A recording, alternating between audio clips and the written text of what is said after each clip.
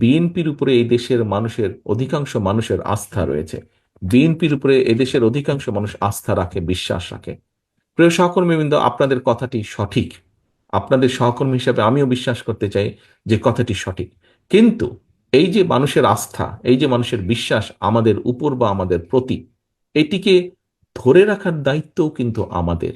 এটিকে ধরে রাখার দায়িত্ব কিন্তু জনগণ না, এটিকে ধরে রাখার দায়িত্ব বিএনপির একজন নেতা বা কর্মী হিসাবে দায়িত্ব হচ্ছে আপনার, যে আপনার উপরে মানুষ আস্থা রেখেছে।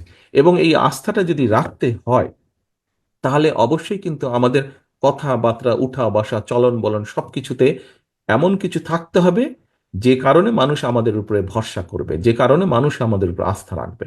আপনার উঠা বসা, চলনে বলনে যদি এমন কিছু থাকে যে কারণে মানুষ আমাদের উপরে ভরসা রাখবেন না, তাহলে কিন্তু ক্ষতিগ্রস্ত প্রথমে আপনি হবেন, পরে আপনার এলাকার দল হবে, আপনার এলাকার যারা দলের নেতা করবে, এবং সামগ্রিকভাবে এটি হচ্ছে ইনফ্লুয়েঞ্জার জ্বরের মতন। ঘরে একবার ঢুকলে যেরকম, একজন নিয়ে ঢুকলে যেরকম সবার হতে থাকে হাঁচি কাশি, ঠিক এটাও এরকম। সেই জন্যই সহকর্মীবৃন্দ, আমি একটি কথা বলেছি, আপনারা প্রত্যেকে বিএনপির অ্যাম্বাসাডার বা বিএনপির প্রতিনিধি। আপনারা আপনাদের আপনাদেরকে দেখে মানুষ বুঝবে বিএনপি কি। কাজেই দয়া করে নিজেদের সকলকে পরিবর্তন করুন, মানুষের প্রত্যাশা অনুযায়ী উঠা বসা, কথাবার্তা, চলাফেরা দয়া করে করুন। কারণ এই যে মানুষের প্রত্যাশা, এটিকে ধরে রাখতে হবে। আপনি, আমি, আমাদের সকলকে ঐকান্তিক প্রচেষ্টার মাধ্যমে এটিকে ধরে রাখতে হবে।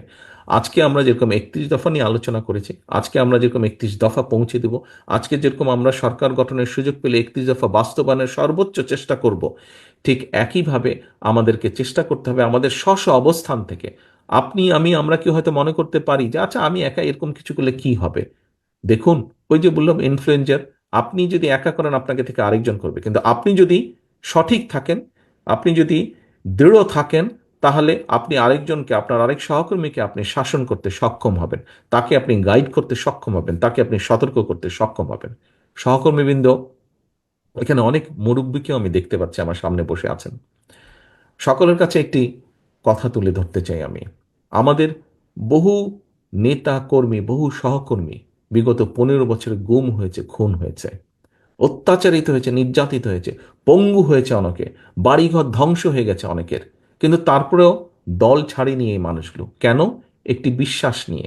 সেই বিশ্বাসটি ছিল জনগণের অধিকার প্রতিষ্ঠার যে আন্দোলন, সেটি সফল হবে, সেটি সফল করবে, এটির প্রতিজ্ঞা ছিল।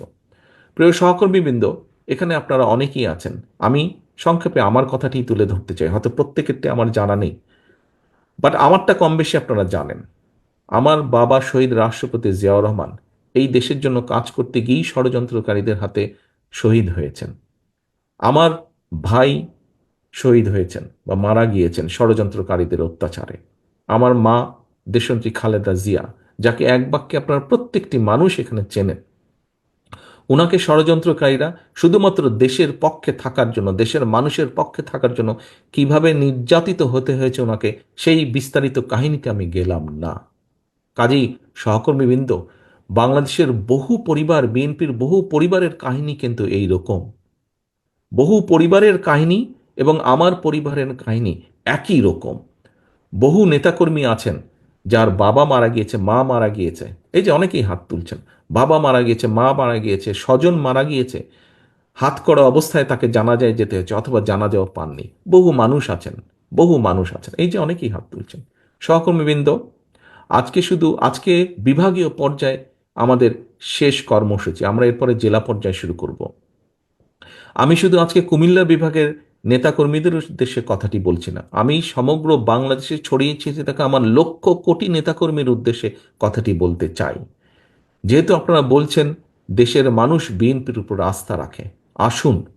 বহু সময় নষ্ট হয়েছে, স্বৈরাচার অনেক কিছু ধ্বংস করে দিয়ে গেছে, এই দেশটাকে তারা ধ্বংস করে দিয়ে গেছে, এই দেশের মানুষের ভবিষ্যৎ তারা ধ্বংস করে দিতে চেয়েছিল। এখনো সম্ভাবনা আছে, এবং সেই সম্ভাবনাকে যদি বাস্তবায়ন করতে হয়, মানুষ বিএনপির দিকেই তাকিয়ে আছে। বিএনপি হিসাবে আসুন, আমরা মানুষের সেই প্রত্যাশা পূরণের জন্য আমাদের সর্বোচ্চ দিয়ে আমরা চেষ্টা করি। এই দেশের জনগণের অধিকার ফেরানোর জন্য আমাদের সহকর্মীরাই জীবন দিয়েছে, আমাদের আপনাদের আরও মানুষ দিয়েছে, বাট আমাদের সহকর্মীদের সংখ্যা বেশি। আমরা যে মানুষগুলো গুম হয়েছে, খুন হয়েছে, অত্যাচারিত হয়েছে, নির্যাতিত হয়েছে, আমরা রাজনৈতিক দল হিসেবে যদি বিবেচনা করি, দেখা যাবে আমাদের নেতাকর্মীর সংখ্যাই সবচেয়ে বেশি। কাজেই যেই দলটি এত অত্যাচার নির্যাতন সহ্য করেছে, যেই দলটির এত মানুষ গুম খুনের শিকার হয়েছে, শহীদ হয়েছে, 60 লক্ষের মতন মানুষ গায়েবী মামলার শিকার হয়েছে, সেই দলটির কাছেই মানুষ প্রত্যাশা করে।